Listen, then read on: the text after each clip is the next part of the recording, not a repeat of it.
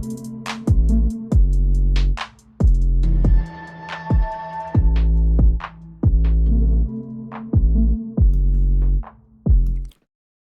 up, nation? Welcome to another edition of the WiseTake NBA DFS Early Look CK013 here. You can find me on Twitter at CK_013.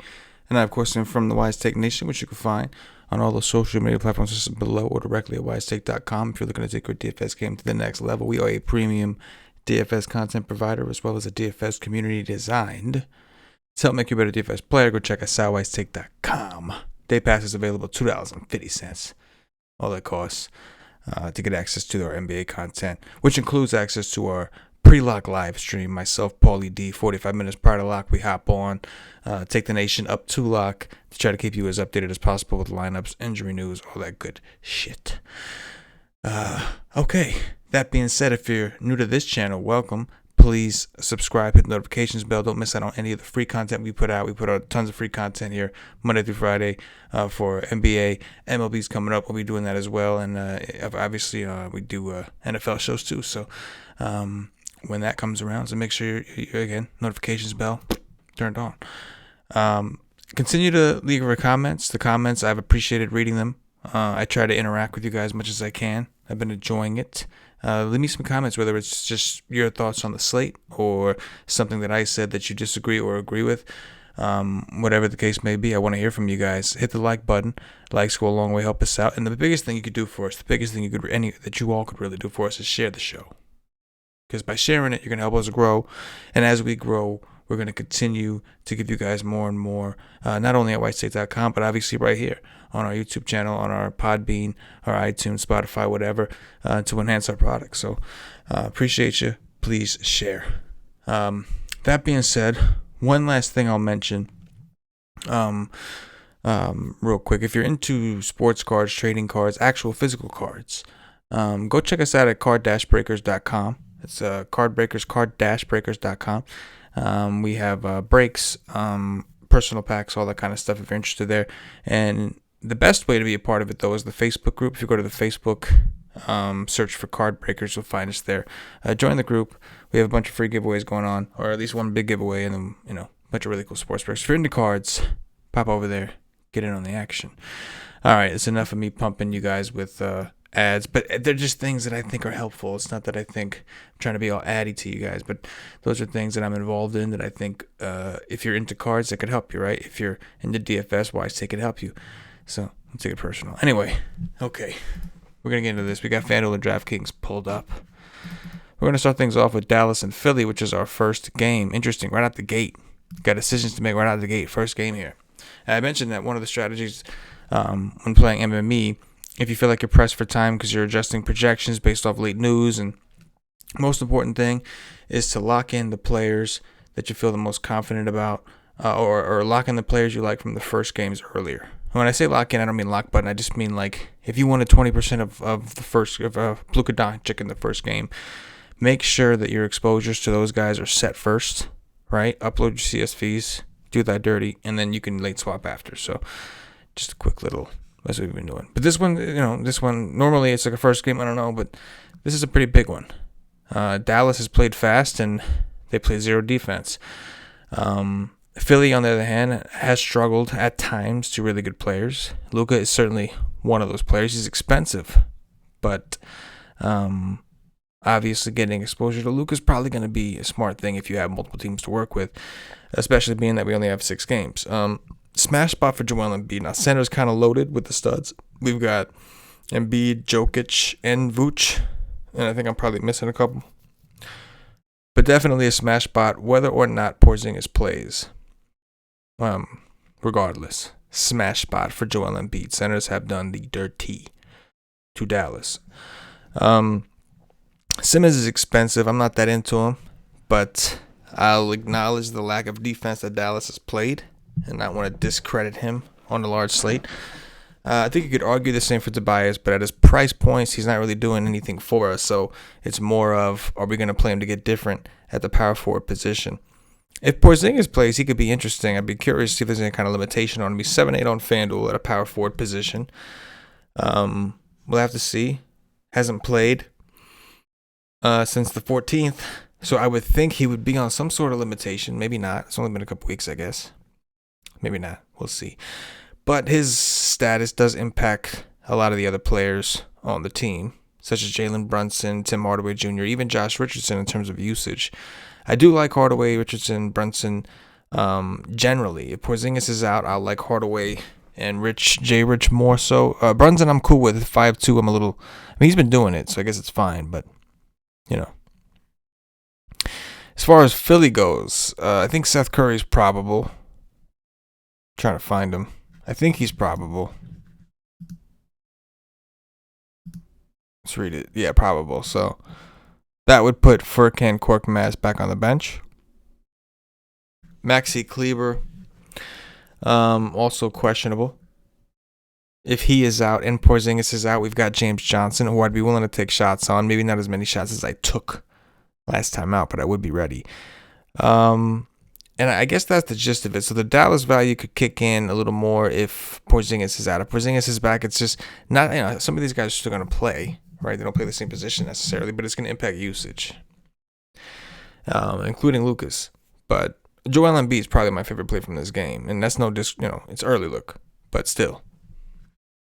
Problem is that position is loaded. At least on FanDuel. On DraftKings, one does not prevent you from playing the other, right? On FanDuel, it does. It's kind of a big deal. Next up, we'll go to Orlando, Brooklyn.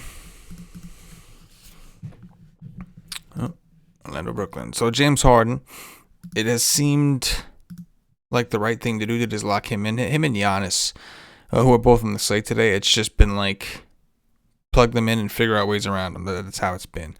I don't necessarily think it's going to be that different against Orlando either. So yeah, I like Harden on both sides. Simple as that. He's just been awesome. KD's still out. I like Vooch on the other side. I talked about how center's kind of loaded. I'm not comfortable. I'm not used to paying these prices for Vooch.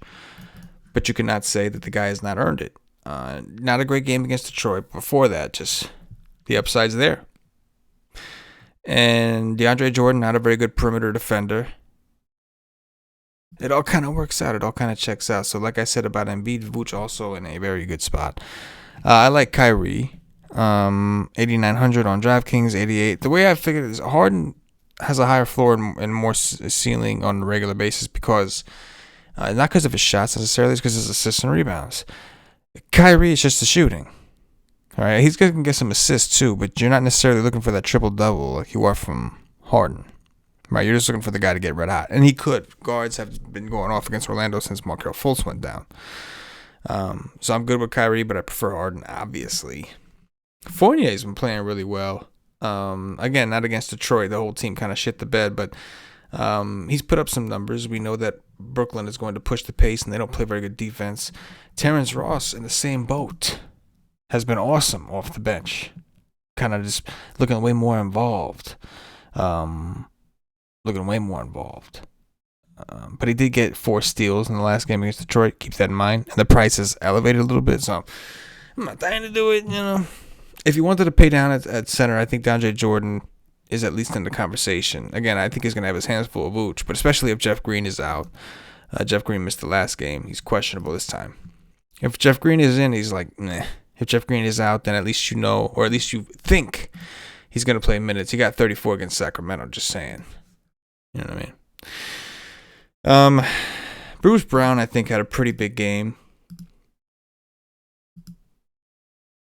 The problem with Bruce Brown is he does this sometimes, man. He'll just come out of nowhere, put together a phenomenal game, and then just go back to sucking. 11 for 13 from the field. So he just shot really well. Now, he shot well against the Clippers, too, you could argue, and he did. But in reality, he just shot really well. Are you going to get 11 for 13 shooting every time? I don't think so. So I don't want to overreact to Bruce Brown. I mean, he's the same price as Michael Carter-Williams. I'm playing Michael Carter-Williams on FanDuel over him every time. He hasn't shown maybe the same ceiling as Brown, but he's definitely shown a higher floor playing point guard. Maybe this is the game he gets more than 30 minutes, and it's a pace-up environment. So I do like Michael Carter-Williams on FanDuel. Where is he? on DraftKings. 5-6 on DraftKings. I'm cool with that too. We would get him in the 4s on FanDuel, but I'm cool with that too. I do like him. I does. All right, we'll move on to the Kings and the Knicks. So Julius Randle, I think, is in play.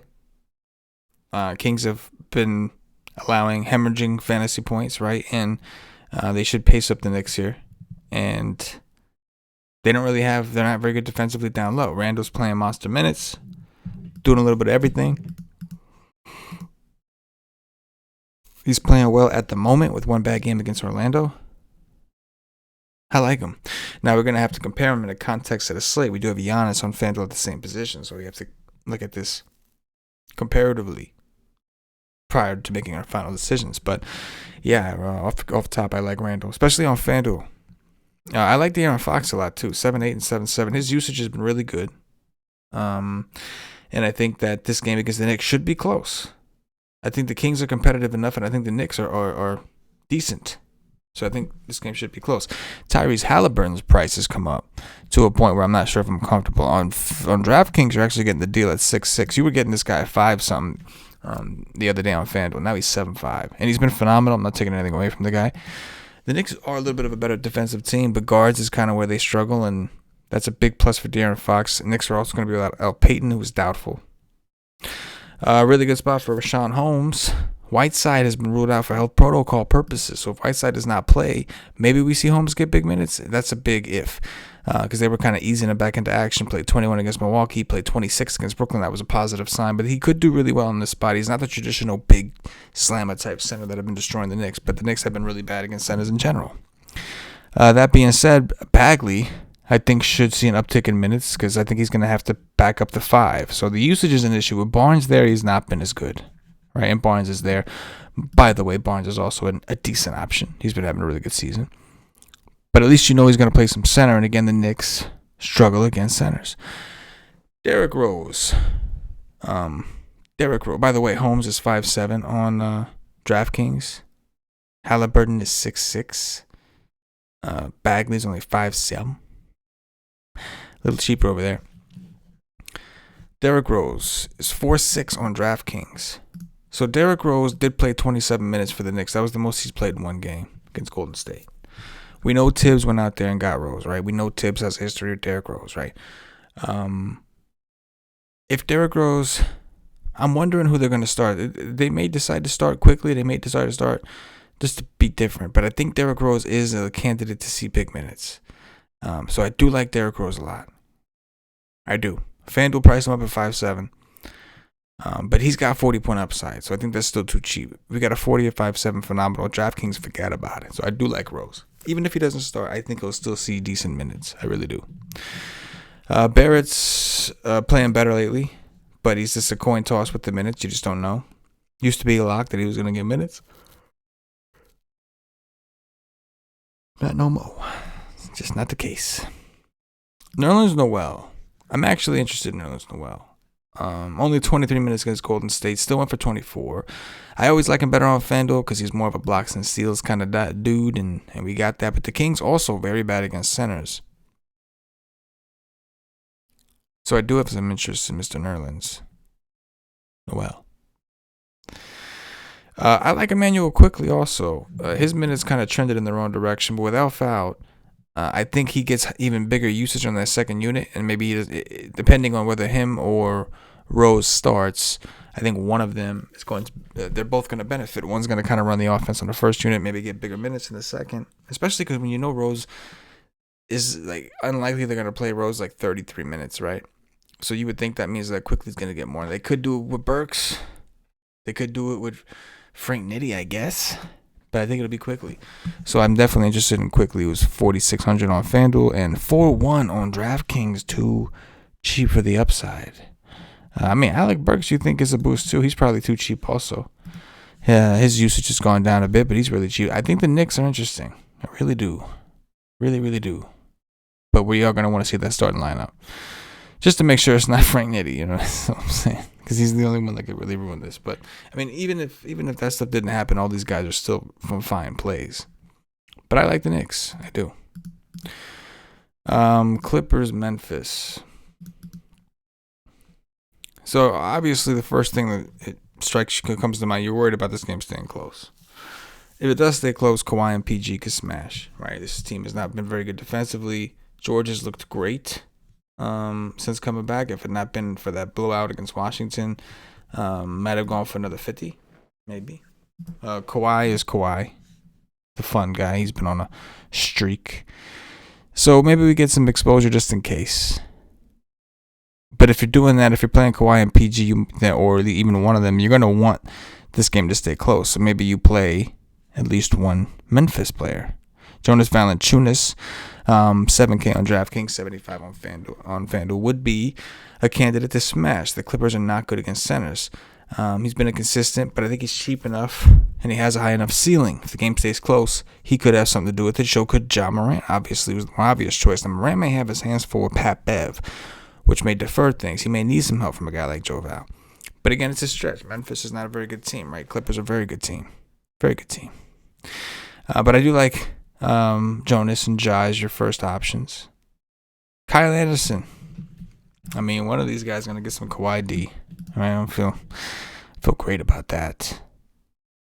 It's hard. I don't love a ton. Lou Williams missed the last game, but his minutes have been too low in general. Everybody healthy is just blah, right? Maybe a Dylan Brooks. He could return. He's only missed 3 games. He's cheap and could help his team hang in there. If he's out, then we could look towards a Grayson Allen, maybe even. But I don't love it. I mean, initially, right? I think that Ja and or Joe Val are gonna have to have a big game to help this stay close enough. Personally, Washington and Denver. So this is the other center I was talking about, right? Jokic against Washington. He just played Washington in Washington, went for 57. Now he's playing them at home. Once again, you're worried about the game staying close. The game's in Denver. Teams don't play too well typically in Denver. Also, the Wizards are on a West Coast road trip. They just played the Lakers and the Clippers on a back-to-back. Beat the Lakers, by the way. They were on a 4-game winning streak before losing to the Clippers. And now they go into Denver. So it is a tough spot in the schedule for them. That being said, if the game stays close, Jokic is going to smash. It's just going to happen. The problem is the game going to stay close? And I think if it doesn't, one of, if not both, Westbrook and Beal are going to have to do well. Westbrook's price is more appealing, obviously. But the problem with the Westbrook is you're kind of relying on the rest of his teammates to also perform. Or like if you're taking Beal can keep a team around by himself, So something to consider. I do think that Denver's defense right now is not good. They're missing a lot of their good defenders. They just have not looked good defensively. Millsap, mainly Millsap, who's been more one of the to help out with rim protection, and Gary Harris, who they've been missing for a while, who's also there for his defense. Jamal Murray, I think the smash fest finally came to an end for him, right? No, he smashed against Portland too. The usage is just too high for this man right now. It's just not a good idea to fade him. I'm cool with taking him. Again, the blowout's a concern when you play expensive players. Rui Hachimura hasn't really been that impressive, but the minutes have been impressive. Michael Porter Jr. I don't know, man. This dude showed us massive upside before, and we're just not seeing it. And they're missing players, and he's getting time. I don't know. He's just not showing us the upside that we know he has. We've seen this dude go for 50, 40, like all this. He's just not showing it. But as long as he's cheap, which he is on FanDuel, I'll continue to at least get some. Will Barton is actually legitimately really cheap now. He's another one, and they've been easing him in, I guess you could say. 34 minutes against Cleveland. I started off the paint for 34, and then 26, and then 30. But he's somebody that I think should get 30 minutes or more. And on both sides, he's probably a little bit too cheap in the pace-up spot here. Monte Morris, interesting value. Mo Wags, blah, blah, blah. Bertans is questionable. Bertans. But you know what it is. Facundo has been getting time out there, man. He has. He's been getting some time out there. Just saying. And then next up, we've got the New Orleans-Milwaukee game. last game of the night, a little late night hammer. It's only at 9:30, only 30 minutes later than the Washington game, but still the late night hammer nonetheless. So Giannis just continuing his campaign of smashing. It's just smashing every day. That's what he does. So yeah, he's going to be your top play at power forward on FanDuel, one of the top studs in general for DraftKings. Zion going up against him is kind of interesting. I think Zion did all right last time these guys played. He's cheap.